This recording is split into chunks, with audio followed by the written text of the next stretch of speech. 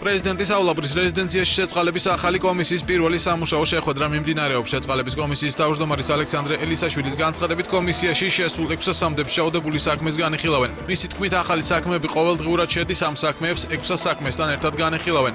ელისაშვილის განმარტებით, კომისია ძველი კრიტერიუმებით იმუშავებს, მანამ სანამ შესაბამის დებულებაში ცვლილებები არ შევა. პრიორიტეტი მიენიჭება იმ შეაუდებულებს, რომლებიც საზოგადოებისათვის საფრთხეს აღარ წარმოადგენენ. დაგვხვდა 600 საქმე, ამას ემატება კიდევ ახალი საქმეები და ეს საქმეები უნდა შევისწავლოთ.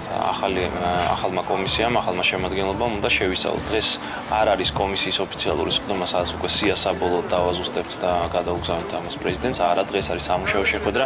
იმ კვირასაც სავარაუდოდ გვექნება რამდენიმე სამუშაო შეხვედრა და უკვე ვეცდებით, მაქსიმალურად ვეცდებით და თავს არ დავზოგავთ, რომ დეკემბრის შუა რიცხვებში გადავუგზავნოთ უკვე სია, საბოლოო სია გადავუგზავნოთ პრეზიდენტს. ჩვენთვის მთავარი პრიორიტეტი არის ის, რომ აბსოლუტურად ყველა საქმე იყოს განხილული, სადაც კომისია გადაწყვეტს, რომ არის აუცილებელი პრეზიდენტის მხრიდან, ასე ვთქვათ, ამ აქტის განხორციელება, შეწყალება. არის ძალიან ბევრი საქმეები დაგროვილი, არის ასევე საქმეები, რომლებიც წლების განმავლობაში ბლოკებოდა და ძალიან ბევრი უკანონო პატიმრის და უკანონო მსჯავრდებული საქმე არ იყო განხილული.